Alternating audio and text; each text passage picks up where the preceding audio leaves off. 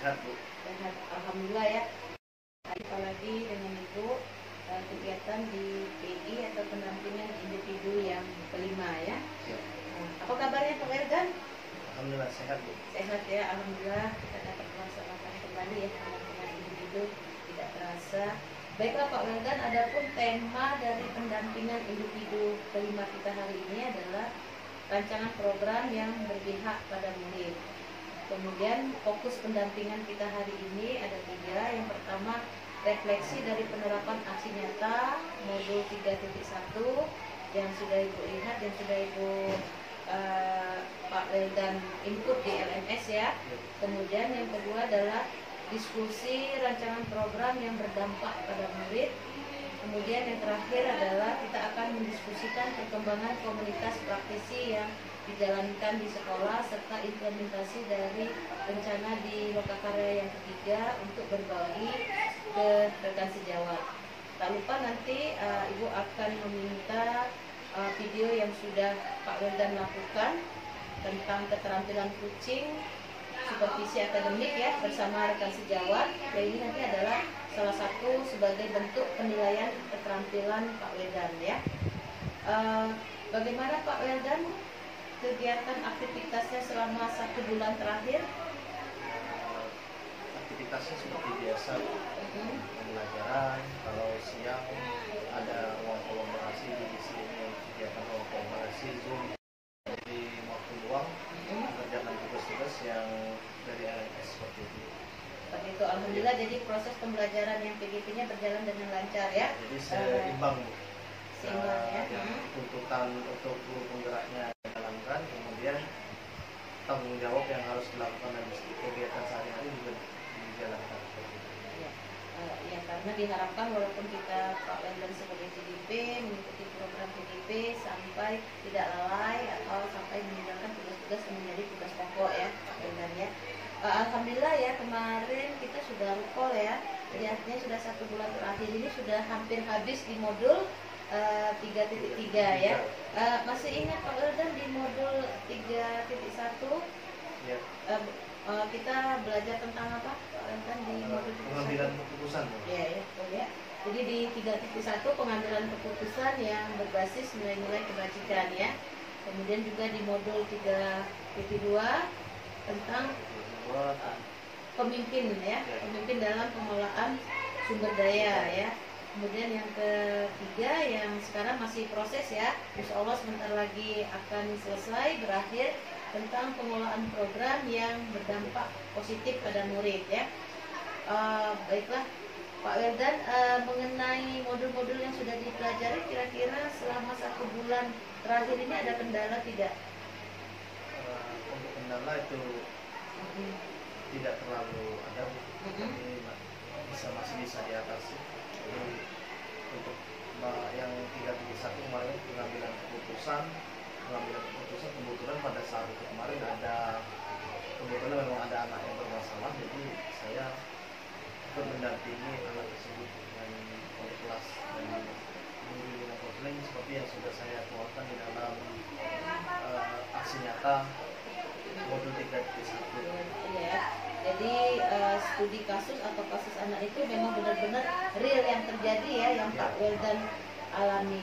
Ya, karena namanya anak, terus juga sebagai guru setiap tahun kan anaknya bermacam-macam ya, selalu berganti anak, berganti juga karakternya juga beda, pasti ada kasus-kasus yang akan dihadapi ya Pak Weldan ya, seperti itu. Baiklah, terima kasih artinya Pak Weldan sudah berbagi praktek baik ya di dalam proses pembelajaran sebelumnya. Sebelumnya saya pernah memberikan instrumen observasi untuk keterampilan kucing. Apakah sudah disiapkan Pak Weldan? Sudah dibuat, sudah di PDF kan, sudah dikirim saja. Tadi sudah saya kirim ke Ibu, ada 4 ya. Sudah ini. Jadi ada ini ya instrumennya praobservasi, pasca observasi, kemudian rencana pengembangan diri dari rekan sejawat yang Pak Weldan supervisi ya. Baiklah Pak Wildan, Pak Wildan, selanjutnya kita akan melanjutkan ya diskusi kita tentang penerapan aksi nyata modul 3.1 ya. Saya sudah melihat dan menonton aksi nyata modul kita 3.1 yang Pak Wildan buat ya. Di sana Pak Wildan ditugaskan untuk melaporkan implementasi ya, melaporkan diskusi, pengalaman, refleksi serta pengambilan keputusan dengan studi kasus ya Pak Wildan ya. Nah, dari pengambilan keputusan yang Pak Wildan lakukan di aksi nyata modul 3.1 ya, apakah hasil pemetaannya berdasarkan hasil pemetaan yang sudah Pak Wildan lakukan, kemudian juga bagaimana proses pengambilan keputusan tersebut. Baiklah Pak Wildan, sekarang kita akan masuk ke dalam bagian inti pendampingan ya. Yang pertama kita akan menerapkan aksi nyata modul 3.1 yang sudah Pak Wildan buat ya aksi nyatanya, dan sudah saya lihat sudah Pak Wildan input di LMS-nya Pak Wildan. Nah, Pak Wildan bisa bercerita, maksud saya berdasarkan hasil pemetaan yang Pak Wildan lakukan ya, bagaimana hasil pemetaan tersebut mempengaruhi proses pengambilan keputusan yang dilakukan oleh Pak Wildan? Atau boleh juga Pak Wildan menceritakan kasus anak tersebut Pak Wildan? Ya, saya akan menceritakan kasusnya terlebih dahulu ya. Ya, silakan. Jadi di kelas 94 itu ada 3 orang anak, yaitu Marcel, Oka, dan Ian.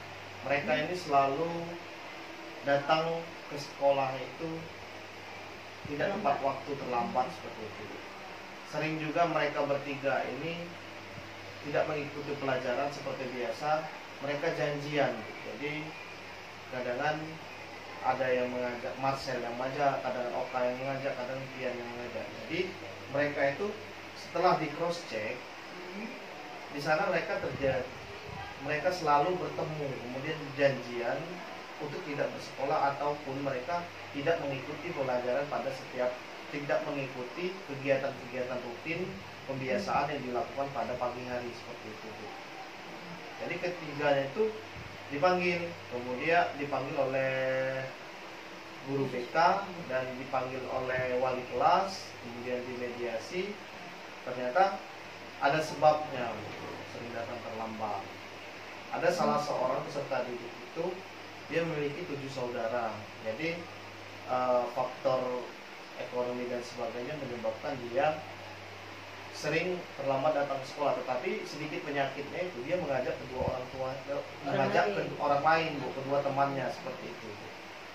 Jadi itu diberikan peringatan, sehingga peringatan pertama tidak diindahkan, tidak dituruti, peringatan kedua tidak dituruti, sehingga nanti muncullah peringatan ketiga atau peringatan terakhir bahwa apabila tidak mengikuti peraturan yang berada di sekolah, maka secara terpaksa anak tersebut akan mencari sekolah lain, karena sesuai dengan yang sudah berlaku di sekolah tadi, itu nanti akan berdampak kepada anak-anak yang lain apabila tidak ada tindakan seperti itu.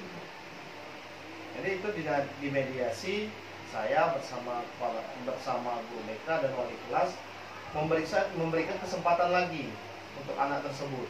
Dan alhamdulillah setelah diberikan kesempatan terakhir, sampai sekarang anak tersebut masih sudah aktif Bu, walaupun masih ada bolong-bolong sedikit, tetapi dibandingkan dengan yang sebelumnya itu sudah lebih aktif daripada sebelumnya seperti itu. Itu kasus ininya Pak Wildan. Jadi sebenarnya permasalahannya satu anak, tetapi dia mempengaruhi teman yang lain ya. Akhirnya nanti malah efeknya semakin memperluas ya. Nah, dari kasus Pak Wildan tersebut akhirnya apa yang diambil keputusannya Pak Wildan? Dari kasus itu diambil keputusan, itu diberikan kesempatan sekali lagi, kesempatan terakhir untuk mereka bertiga. Apabila mereka tidak mengindahkan keputusan tersebut, apabila mereka mengingkari keputusan yang sudah dibuat oleh bersama, itu di sana yang terlibat adalah saya, kemudian wali kelas, kemudian guru BK, kemudian orang tuanya. Jadi kami sepakat bersama untuk anak tersebut bisa mengikuti pembelajaran seperti biasa, dengan catatan apabila dia mengulangi dan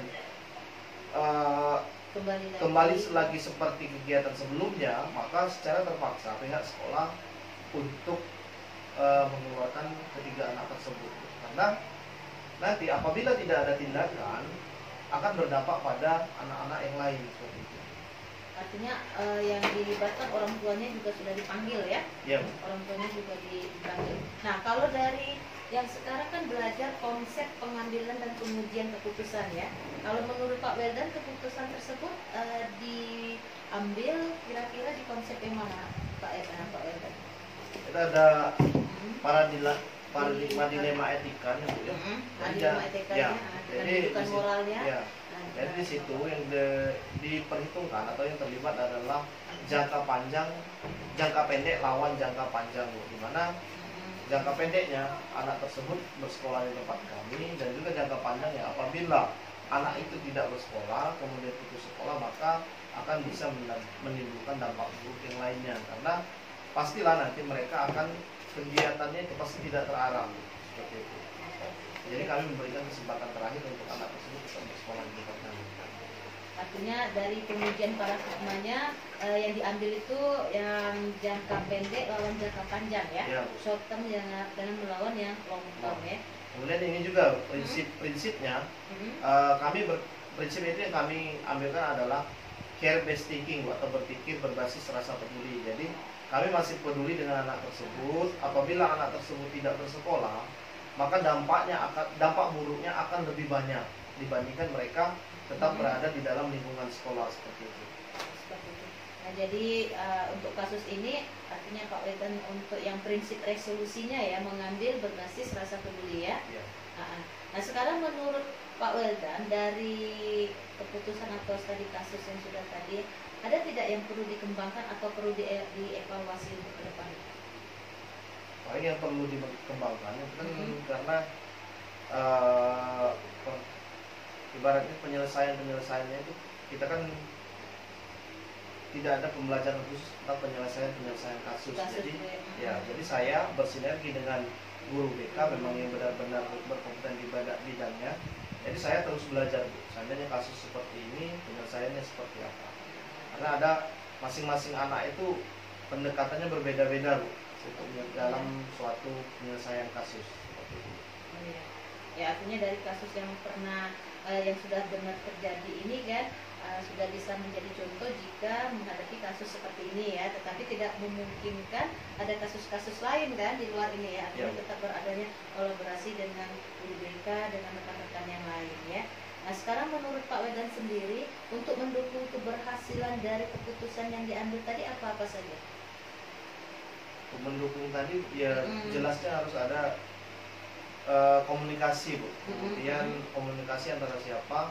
Antara saya, kemudian wali kelas, kemudian guru BK, saya tadi selaku guru mata pelajaran, kemudian orang tua dan murid tersebut. Jadi kita harus lebih intens ibaratnya. Jadi supaya tidak terjadi di kemudian hari, maka kita harus komunikasinya itu harus diintenskan antara wali murid dengan guru mata pelajaran. Walaupun guru mata pelajaran tersebut ada kasus di dia, nanti dia mempunyai hak untuk menyelesaikan antara guru mata pelajaran dengan anak tersebut, melibatkan orang tuanya seperti itu. Ya, artinya tetap banyak beberapa aktor yang terlibat di dalam itu ya, untuk pengambilan keputusan. Nah, ini sekarang Pak Weldan menghadapi kasus ini setelah Pak Weldan kan mengikuti PGP ya, program pendidikan guru penggerak dan sebagai CGP. Kira-kira dari pengalaman sebelumnya ada tidak Pak Weldan menghadapi kasus-kasus yang mencerminkan, kalau sekarang udah mengerti ya itu apa itu dilema etika ya, rujukan moral. Kalau dulu mungkin belum tahu loh atas seperti ini. Mengalami tidak Pak Weldan kasus-kasus sebelumnya? Ya pastinya kalau kita selaku guru kan pasti sering, tetapi kita belum tahu cara penyelesaiannya berdasarkan ibaratnya dilema etika segala macam. Yang kami tahu ibaratnya ada suatu kasus ya kami selesaikan dengan anak tersebut, kemudian apabila tidak bisa langsung diselesaikan dengan anak tersebut, maka kami akan melimpahkan ke wali kelas. Jadi untuk perlibatan antara orang tua dan guru mata pelajaran itu belum terlaksana kalau dulu, karena kita tahu yang sepengetahuan kita prinsipnya itu adalah apabila sudah memanggil orang tua wali itu adalah ranah dari wali kelas. Tapi setelah dipelajari tidak demikian. Betul. Ya artinya kalau kita guru pasti setiap tahun itu menghadapi berbagai macam kasus yang terlibat ya Pak Wildan ya, baik kasus yang terkait dengan maupun mungkin ada kasus-kasus juga terhadap dengan rekan sejawat ya. Ya. Dari pengalaman sebelumnya kasus-kasus tersebut setelah Pak Wildan kaitkan dengan modul 3.1 ya, kemudian konsep pengambilan dan pengujian keputusan, mungkin ada beberapa dari poin-poin pengambilan keputusan ini yang tidak diterapkan pada kasus-kasus sebelumnya ya Pak Wildan ya. Tapi untuk kedepannya karena sudah belajar seperti ini bahwa setiap kali pengambilan keputusan ada beberapa konsep yang harus kita perhatikan ya seperti itu ya. Nah sekarang menurut Pak Wildan, pada saat proses pengambilan keputusan yang dilakukan tadi ya, yang dengan anak kasus yang Pak Wildan tadi, apakah sudah sesuai dengan prinsip dan langkah-langkah yang dipelajari di modul 3.1? Sudah, jadi sudah, ya? Ada langkah-langkah kan, ada 9 langkah itu sudah. Ya, jadi sudah dilaksanakan ya Pak Wildan ya. Pertama mengenali nilai-nilai yang saling bertentangan. Kemudian untuk kasus ini bagaimana Pak Wildan? Jadi apa yang dilakukan nilai-nilai yang saling bertentangan? Ya nilai-nilai saling bertentangan itu dijelaskan nilai bertentangan uji benar salahnya gitu. Jadi ibaratnya nilai bertentangan itu kan ya pastinya kalau secara peraturan itu sangat bertentangan ya, dengan kebenaran. Jadi ya karena apa? Kalau sesuai peraturan maka ketiga anak tersebut itu harus tidak bersekolah di sekolah ini lagi. Karena apa? Karena dampaknya itu adalah nantinya ke murid-murid yang lain. Tetapi kita masih memberi kesempatan seperti itu. Jadi berdasarkan pertimbangan, memang yang namanya untuk pertimbangan suatu keputusan itu pasti nanti ada pemikiran yang seperti kita pelajari itu adalah untuk pemikiran jangka panjangnya seperti itu. Artinya prinsip-prinsipnya juga sudah diambil ya sesuai dengan keputusan pengambilan keputusan ya, menentukan aktor-aktor yang terlibat di dalam situasi seperti ini tadi sudah Pak Wildan jelaskan ya. Kemudian dari aktor dilanjutkan dengan pengumpulan fakta-fakta ya, fakta-fakta yang relevan dengan dengan situasi. Kemudian juga ada pengujian ya tadi ya, pengujian benar atau salah yang sudah disampaikan baik itu dari uji legal, uji regulasi maupun uji intuisi ya, uji publikasi, kemudian juga uji panutan ya seperti itu, panutan dan idola. Kemudian juga tadi dari Pak Wildan diskusikan sudah dilakukan pengujian paradigma benar lawan benar ya, yang lebih fokus kan ada 4 ya paradigma itu tersebut ya Pak Wildan. Tapi dalam kasus ini yang diambil adalah jangka pendek lawan jangka panjang ya seperti itu. Kemudian juga prinsip resolusinya juga sudah ada ya tadi, berpikir berbasis rasa peduli ya, care-based thinking. Kemudian juga yang untuk investigasi yang trilemanya, opsi trilemanya juga sudah jadi opsi trilema itu ketika peserta didik tersebut dipanggil, kemudian dicari tahu penyebabnya, kemudian kita selesaikan, kemudian kita terakhir itu berikan kesempatan lagi karena berhubung anak tersebut itu posisinya kelas 9 juga semester kedua seperti itu. Jadi kami memberikan kesempatan untuk ketiga anak tersebut untuk menyelesaikan jenjang pendidikan SMP di sekolah kami. Ya, jangan sampai membuat hal ini ya keputusan yang merugikan si anak ya, sampai putus sekolah. Nah, setelah mengambil keputusan, apakah dilakukan lagi ya, lihat keputusan dan direfleksikan? Jelas. Jadi setelah keputusan itu kan dilihat, kemudian kami evaluasi apakah ada perbedaan atau tidak dari sebelumnya. Jadi kami melihat, kami mengevaluasi dari setelah diberikan kesempatan terakhir, anak tersebut sudah ada peningkatan walaupun belum terlalu signifikan seperti itu. Tetapi kita tinjau saja, apabila sudah ada perubahan berarti sudah ada niatan dari ketiga anak tersebut untuk lebih baik seperti itu. Karena untuk merubah perilaku itu kan kita membutuhkan waktu yang tidak sebentar, karena agak lama, karena yang namanya kebiasaan dia. Karena ini mereka ini baru muncul kegiatan seperti ini itu pada kelas 9. Kalau 8 sebenarnya itu sudah ada bibit-bibit dari mereka, tetapi mereka tidak saling mengajak, hanya satu orang saja. Itu tadi yang pengaruh buruknya yang kita takutkan ya. Artinya untuk memutus mata rantai supaya jangan terlalu besar seperti ya. Artinya keputusan yang tadi sudah direfleksikan juga, dan keputusan yang juga yang diambil semoga bisa menjadi acuan ya bagi Pak Weldan dan rekan-rekan lain kalau menghadapi kasus-kasus seperti ini lagi ya. Karena tidak menutup kemungkinan, karena anak-anak ini kan setiap tahun masuk berubah yang memiliki karakter dan latar belakang yang berbeda-beda kan ya Pak Weldan ya. Nah sekarang yang hal apa saja yang menurut Pak Weldan masih perlu dikembangkan atau masih perlu dievaluasi dari proses pengambilan keputusan tersebut? Jadi dalam hal itu masih harus dievaluasi, Bu. Jadi kita kan tadi bersinergi dengan guru BK. Di guru BK walaupun tidak persis pembelajarannya dengan ini, tetapi mereka mempunyai kompetensi dalam bidangnya. Jadi kita masih terus bersinergi, masih terus tetap berkolaborasi dengan beliau. Jadi seandainya kasus seperti ini, penyelesaiannya seperti apa? Karena ada saja opsi trilema itu tidak, dengan kasus-kasus tertentu itu tidak bisa dilakukan lagi. Gitu. Artinya tetap ada kolaborasi Pak Weldan dengan karena sebagai CGP ya, dengan pengambilan keputusannya, dengan proses pembelajaran kita ini, kolaborasi dengan guru BK yang ada ilmu psikolognya dengan ilmu psikologinya, dengan ilmu latar belakang untuk menghadapi anak-anak Pak Weldan ya. Nah, baiklah, itu Pak Weldan diskusi kita pertama ya mengenai aksi nyata yang sudah Pak Weldan buat dari modul 3.1 ya. Akan lanjutkan sekarang program. Kita akan lanjutkan diskusi tentang rancangan program yang berdampak pada murid ya. Sekarang untuk apakah Pak Weldan sudah membuat rancangan program yang berdampak pada murid? Rancangan program yang berdampak pada murid ini sudah saya rencanakan, tinggal aplikatifnya saja. Itu kami akan sesuai bidang keilmuan. Saya akan mengajak anak-anak itu membuat pupuk kompos gitu.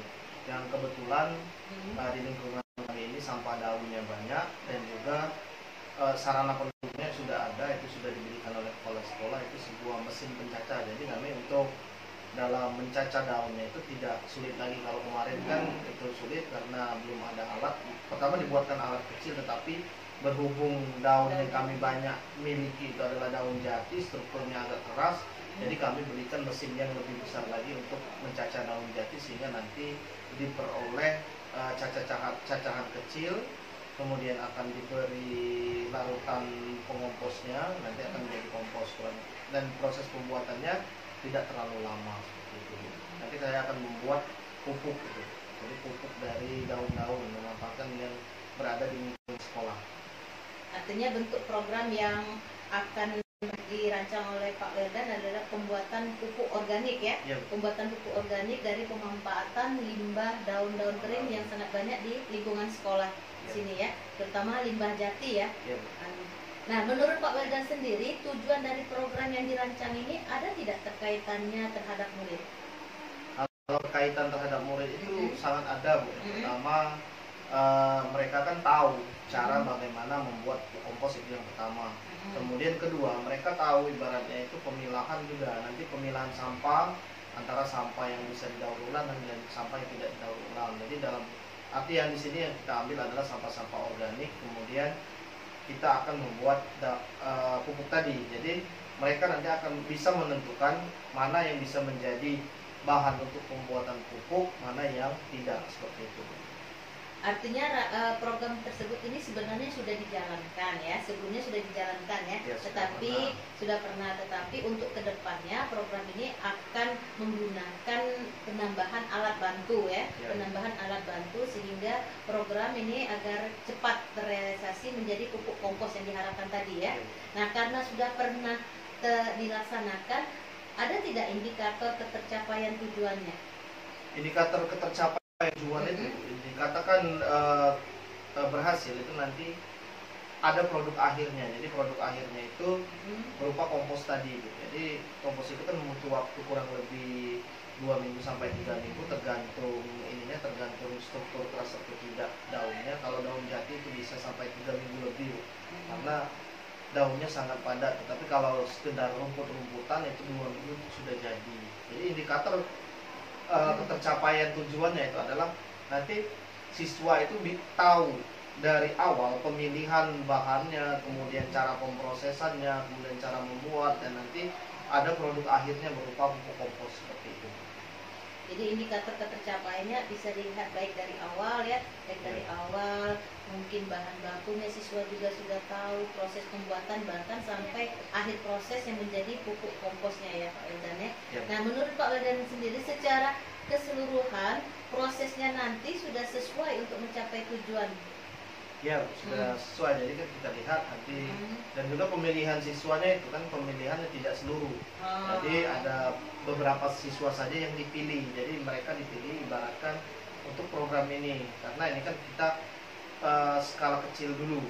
Tetapi kalau sebenarnya ini kalau untuk kelas 7, ini seluruh kelas 7 itu sudah pernah mencoba membuat, karena ini merupakan proyek P5 kami pada proyek pertama seperti itu Bu. Jadi kemungkinan nanti bisa mengambil orang-orang tertentu atau mengambil anak dari kelas yang sudah, jadi mereka nanti saat memberitahu, saat publikasi segala macam itu tidak membutuhkan waktu yang lama seperti itu.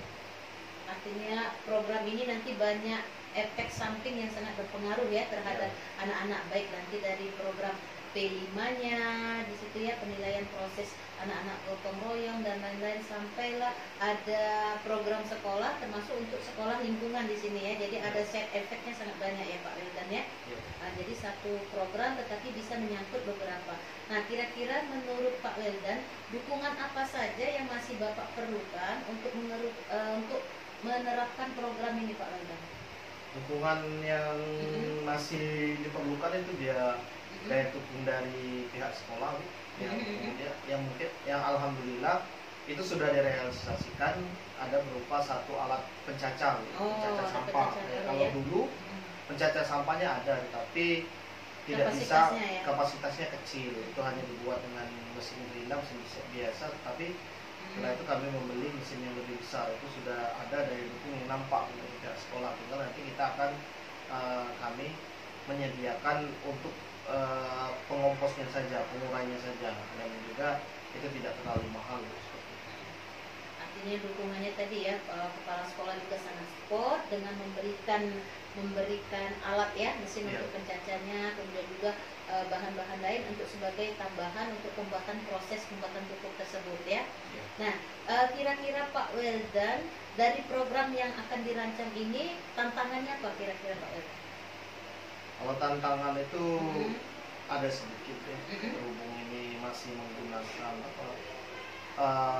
katalis, ibaratnya mempercepat, itu berupa EM4. EM4 itu kan dia sifatnya pengurai, dan juga nanti apabila tidak digunakan dengan sebaik mungkin, maka karena berhubung itu nanti ada, bisa jadi dia bahan kimia bisa berefek lain kepada anak. Jadi kita tantangannya itu kita harus melihat kemudian mengawasi dalam proses pengerjaannya seperti itu, supaya tidak terjadi hal-hal yang tidak diinginkan. Dan juga yang kedua, tantangan juga di alat itu kan dia menggunakan mesin yang besar, jadi kita harus selalu menjaga, ibaratnya tantangannya seperti itu. Hanya tantangannya itu dari segi keselamatan anak saja. Nah, kalau boleh tahu, untuk mesin ini yang menggunakan, dia kan ada dua macam tuh. Mesin ini ada yang listrik, ada yang pakai minyak. Ini yang dipakai apa? Pakai listrik. Ini pakai listrik. Oh, yang pakai listrik. Kalau pakai listrik kan artinya tidak begitu susah, karena pakai listrik kan tinggal anak-anak colokkan ke terminal kan. Kita menunggu memberitahu, ibaratnya untuk senantiasa selalu berhati-hati. Ya, karena kita harus tetap mendampingi ya, harus tantangannya di dalam mesin itu begitu anak-anak memasukkan daun-daun, kan itu ada pisau pemotong ya, ada pisau pemotong. Ya kalau listrik risikonya memang agak lebih ringan ya, karena kalau pakai mesin kan engkol, ditarik. Belum lagi bunyinya itu, bunyinya besar, bising, kemudian juga ada asap yang keluar dari mesin pembakaran itu. Bagus, jadi ini sudah dipilih yang ini ya, yang listrik, jadi sangat kecil sekali untuk risiko-risiko yang lain. Nah, jadi kira-kira untuk menghadapi tantangan sudah terbayang ya nanti ya? Sudah. Nah, sudah ya dari tantangan tadi, bagaimana tadi ya Pak Wildan mendampingi anak-anak ya, terutama dalam proses pemakaian M4 ya. Ya. Takut karena itu adalah bahan kimia. Tapi kalau sesuai dengan takaran yang masih digunakan, mudah-mudahan tidak sangat berpengaruh ya Pak Wildan ya. Kira-kira ada yang mau ditambahkan lagi Pak Wildan tentang rancangan program yang berdampak pada murid? Cukup ya. Kalau tidak ada lagi yang disampaikan, baiklah Pak Wildan, kita akan melanjutkan diskusi tentang perkembangan komunitas praktisi. Nah, sebelumnya Pak Wildan masih ingat ya, pada saat di lokakarya kita yang kedua dibahas tentang komunitas praktisi ya. Nah, saya yakin pasti komunitas praktisi di sekolah ini sudah ada ya Pak Wildan ya. Nah, tapi ini hanya untuk merimain kembali Pak Wildan ya, untuk mengingatkan kembali bagaimana peran komunitas praktisi ini terhadap proses pembelajaran yang Pak Wildan lakukan sehari-hari. Jadi komunitas praktisi ini kami ada namanya Kombel, komunitas belajar SMP 5. Itu kami laksanakan per 2 minggu pada hari Rabu. Jadi kami posisi hari Rabu itu sebenarnya agak lebih cepat, jadi untuk mengisi kesenjangan daripada kosong, biar jam wajib PNS terpenuhi, maka kami isi dengan Kombel dari pukul 2 sampai pukul 3. Jadi kami membahas masalah yang isu-isu terbaru. Jadi saya di sini kebetulan hanya sebagai anggota karena dengan kesibukan, dengan sedang menjalani proses, tapi saya terus menjadi pemantau dalam kegiatan tersebut. Jadi nanti komunitas kami itu sudah berjalan. Kemudian sebelum saya CGP juga komunitas itu sudah ada. Tapi kan sekarang lebih menggiatkan lagi karena seluruh tagihannya itu bergantung pada PMM. Mungkin minggu ini kami materinya PMM, jadi kita buka bersama, kita cek bersama materi apa yang diinginkan, kemudian aksi nyata yang ibaratnya aksi nyata yang sudah dibuat itu dilihat sudah tepat atau belum, seperti itu untuk Kombel yang kami laksanakan. Jadi alhamdulillah komunitas praktisinya memang benar-benar berjalan di sini ya, Pak Wildan ya. Baik, tentunya ada kolaborasi dari rekan-rekan sejawat sehingga prosesnya berjalannya menjadi lebih baik lagi ya. Nah, dari komunitas praktisi yang sudah dilakukan tersebut Pak Wildan, kira-kira apa saja perubahan yang menyenangkan yang Pak Wildan alami, baik itu dari rekan-rekan sesama komunitas praktisi? Jadi hal-hal yang paling menyenangkan itu adalah di sekolah kami itu sudah terjadi peningkatan. Yang selama ini untuk PMN-nya itu hanya sekedar review saja, melihat-lihat saja, tapi sekarang kan berhubung itu ada di RHK, jadi mereka juga tetap berkesinambungan untuk menyelesaikan sampai aksi nyata seperti itu. Jadi yang saya senangi itu sudah ada perkembangan. Jadi mereka saat istirahat itu bukan hanya duduk bengong saja, jadi mereka membicarakan adanya interaksi antar guru. Ibaratnya aku sudah buat aksi nyata seperti ini, kalau dilihat. Kemudian mereka juga di situ kan ada pertanyaan-pertanyaan, mungkin mereka mendiskusikan pertanyaan yang ada di dalam PMN seperti itu. Artinya waktu yang luang itu benar-benar dimanfaatkan ya, untuk berbagi, selalu berbagi praktik baik sesama rekan yang ada di komunitas praktisi ya. Nah, kira-kira apa rencana yang ke depan yang akan dilakukan oleh komunitas praktisi Pak Wildan setelah program BBP ini selesai? Ya, Ibu harapkan tidak putus ya, seperti misalnya Pak Wildan selesai ya, dari PGP, komunitas praktisinya jarang atau secara terus-menerus makin meningkat kan ya Pak Wildan ya. Kira-kira apa Pak Wildan rencana ke depannya? Jadi rencana ke depannya itu tetap programnya itu akan tetap terus berjalan, akan ditingkatkan juga. Ibaratnya kalau belum ada apa harus kita lakukan, karena hal ini akan menunjang karir kita sebagai guru, karena seluruh tuntutan sekarang itu RHK itu rencana itu rata-rata itu seluruhnya untuk kegiatan observasi segala macam itu bersumber dari PMN. Jadi sekarang guru memang harus dituntut lebih aktif. Jadi mudah-mudahan komunitasnya semakin banyak rencana-rencana ke depan ya, dengan jadwal yang sudah dibuat tadi ya Pak Wildan ya, seminggu 2 kali ya. Sangat banyak berbagi praktik baik dengan teman-teman di komunitas praktisi yang ada. Nah, kira-kira menurut Pak Wildan apa saja yang dukungan yang masih diperlukan untuk komunitas praktisi ini Pak Weldan, supaya Pak Weldan dengan rekan-rekan yang lain masih bisa terus belajar bersama. Ya, dukungannya itu yang jelas nanti saling menguatkan ibaratnya. Jadi kalau ada yang ibaratnya tidak mengerti, ya kita harus saling mengomunikasikan dengan teman-teman. Jadi kita berkomitmen supaya kegiatan itu akan terus tetap berlangsung. Walaupun nanti tidak ada kaitannya dengan PMM, tetapi kan Kombel itu tempat kita menambah informasi baru. Jadi walaupun nanti tidak ada hubungannya misalnya dengan PMM, tetapi komunitas praktis ini adalah bagaimana kita sharing-sharing ilmu, menambah wawasan baru kita, terutama kan di bidang ilmu pendidikan selalu ada ilmu-ilmu baru ya Pak Weldan ya. Jadi kita juga harus jangan sampai ketinggalan dengan informasi-informasi terbaru ya. Bagaimana juga supaya dari komunitas praktis ini biasanya kan kita sharing, terutama terhadap misalnya masalah-masalah yang kita hadapi kan. Salah satu bentuk di sini. Ada yang mau disampaikan lagi Pak Weldan mengenai komunitas praktis Pak Weldan? Cukup ya. Oke, kalau tidak lagi. Baiklah Pak Weldan, sekarang kita akan melanjutkan diskusi kita ya tentang dialog pasca observasi pembelajaran ya. Di akhir PI yang keempat, sebelumnya saya sudah minta sama Pak Weldan ya agar membimbing satu orang rekan sejawat ya Pak Weldan, baik itu dalam hal penyusunan KTP maupun modul ajar, kemudian juga Pak Weldan melakukan observasi terhadap rekan sejawat tersebut Pak Weldan ya. Baiklah, apakah hal tersebut sudah dilakukan Pak Weldan? Sudah kemarin tanggal 4 Maret jadi sudah dilakukan pembimbingan observasi.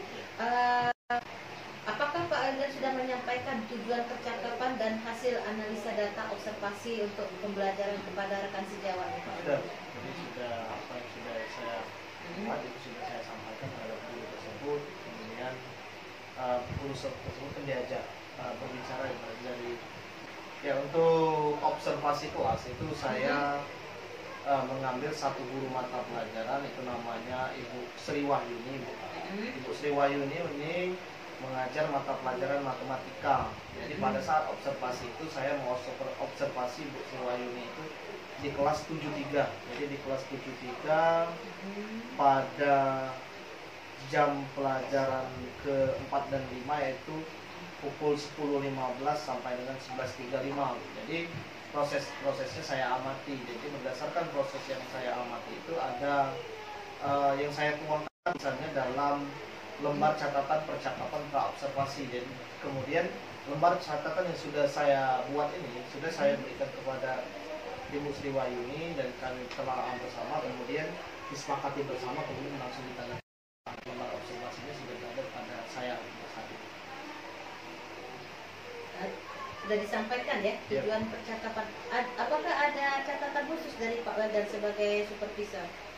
Kalau catatan khususnya paling penambahan media karena kan baru juga.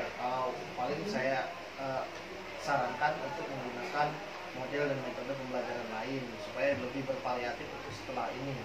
Kalau pada saat observasi itu dia menggunakan PBL, problem based learning. Kemudian ya kebetulan kalau PBL ini memang sangat tepat untuk pembelajaran IPA terutama matematika dan IPA. Jadi nanti kita berdasarkan problem atau masalah yang ada. Jadi nanti mereka mengungkapkan masalahnya, mereka mencari solusinya, dan nanti akan mencari kesimpulan secara bersama seperti itu.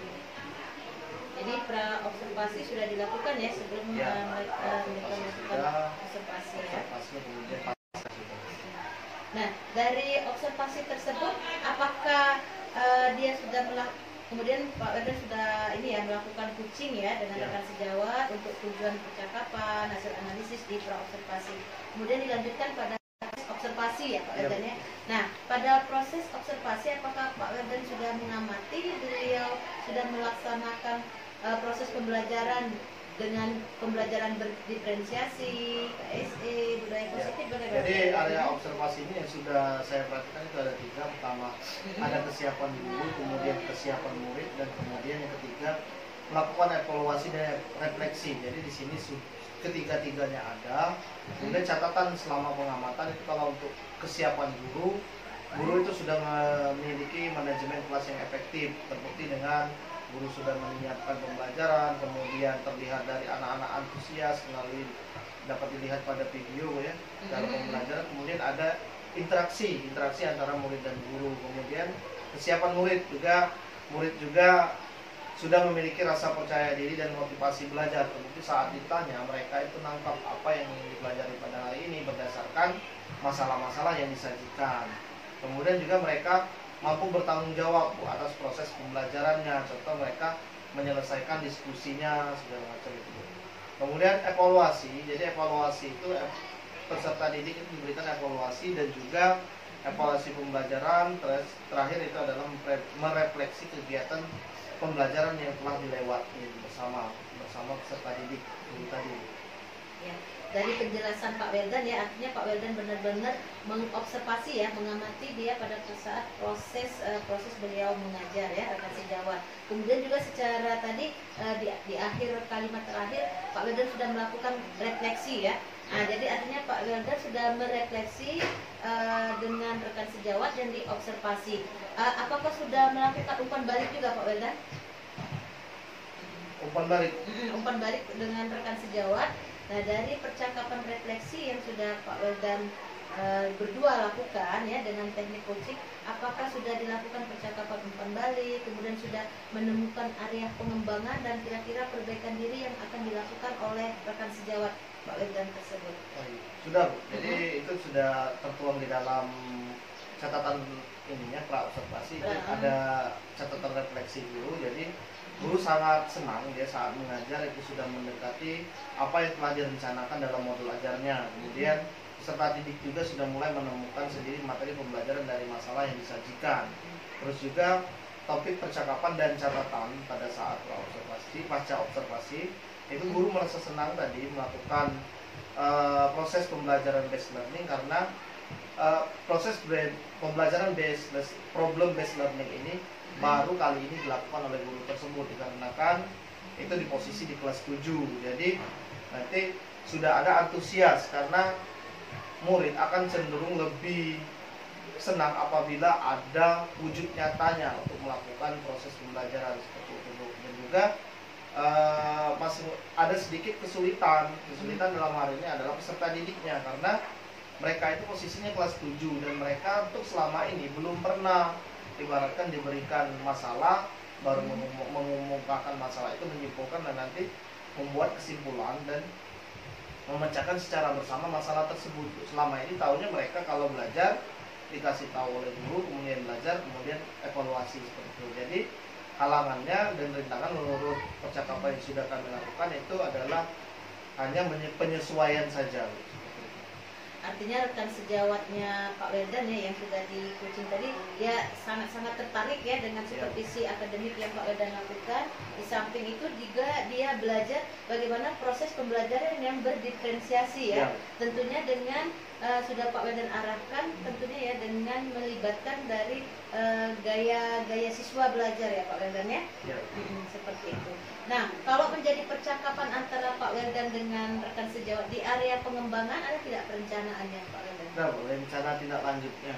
Tindak lanjut itu ya sudah saya tanyakan kepada gurunya setelah pelajaran ini ibu itu pengennya seperti apa. Jadi dia sudah merencanakan rencana tindak lanjut yang akan dilakukan oleh guru tersebut, itu ada 3. Pertama, dia akan menggunakan media lain dalam pembelajaran selanjutnya supaya pembelajaran itu lebih variatif. Kemudian yang kedua, dia akan mengikuti diklat-diklat yang akan dapat menunjang kemajuan dan menambah ilmu dalam pembelajaran. Kemudian 3, dia akan menggunakan metode dan model pembelajaran lain yang akan nanti menarik untuk peserta didik lakukan dalam pembelajaran seperti itu. Ya, artinya dari keterampilan kucing yang sudah dilakukan ya, rekan sejawat Pak Wildan juga sudah akan melakukan rencana tindak lanjut ya. Artinya juga sudah ada rencana pengembangan diri dari rekan sejawat tersebut dengan masukan-masukan dari umpan balik maupun refleksi yang Pak Wildan lakukan berdua ya Pak Wildan ya. Ya, jadi nanti ini rencana aksi pengembangan diri ini nanti akan ada instrumennya ya, nanti akan Ibu ambil. Nah, dari proses yang kucing ya yang sudah dilakukan itu tadi yang kita bahas adalah refleksi dan umpan balik si rekan sejawat Pak Wildan ya, rekan sejawat Pak Wildan pada saat proses supervisi akademik. Nah, untuk refleksi diri Pak Wildan sendiri pada saat melakukan latihan kucing ya, baik itu pra observasi maupun di pasca observasi, bagaimana perasaannya Pak Wildan? Jadi perasaan saya sudah senang Bu, jadi bisa menyampaikan informasi yang saya dapat sebelumnya kepada guru-guru, dan juga lembar observasi ini sudah saya bagikan dengan bidang kurikulum dijadikan untuk observasi lapangan, itu untuk lembar pada saat observasi yang RHK yang sudah direncanakan. Jadi sekolah kami menggunakan 3 format ini Bu, jadi 3 format RHK yang pasca, kemudian observasi, kemudian pra observasinya itu sudah saya bagikan, dan sekolah kami dalam supervisi sudah menggunakan 3 format tersebut. Ya, artinya banyak sekali ya pemanfaatan dengan keterampilan kucing yang dilakukan ini seperti Pak Wildan ya. Artinya terutama kita Pak Wildan sebagai CBP berbagi praktek baik bagaimana proses pembelajaran yang menyenangkan ya, dengan pembelajaran yang berdiferensiasi, kemudian KSE, budaya positif dan lain-lain.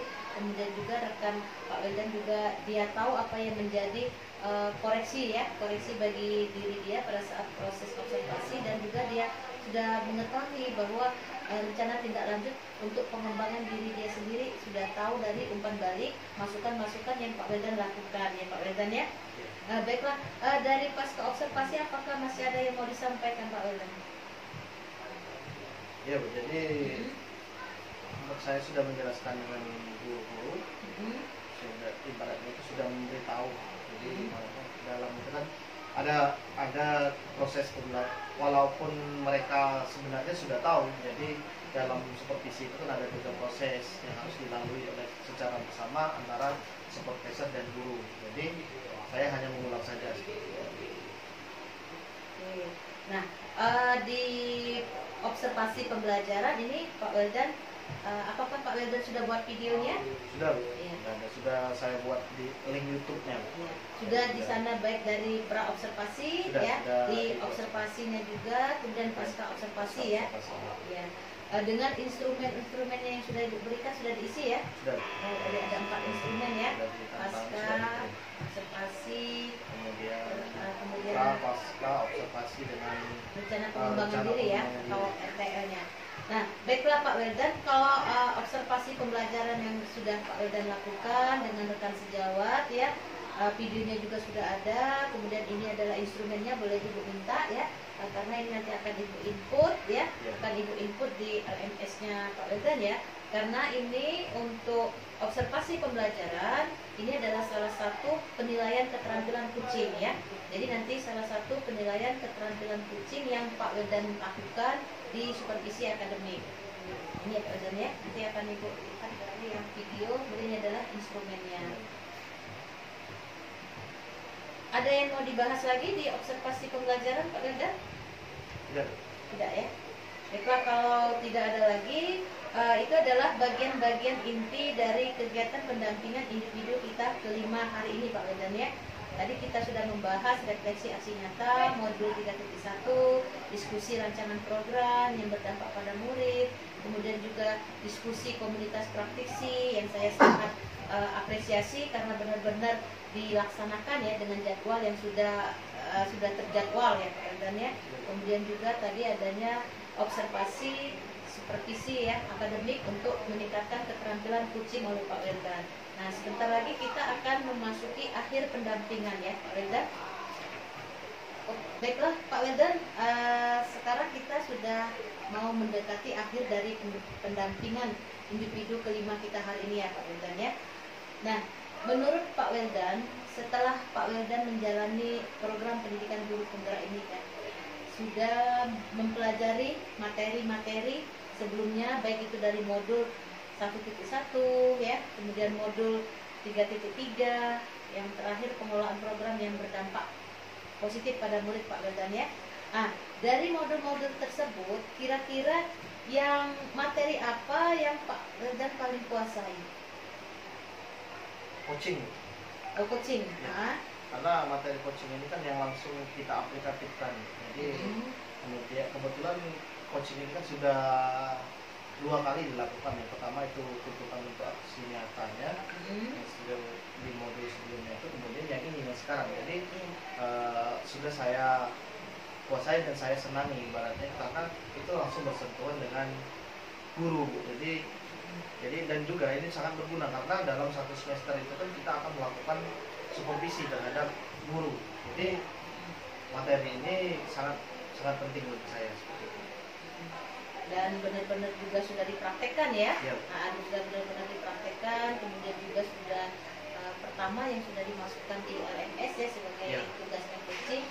Dan juga ini tadi juga Pak Wildan sudah berikan juga videonya sebagai untuk pelatihan coaching dengan langsung sekalian dengan supervisi akademik ya di dalam kelas itu.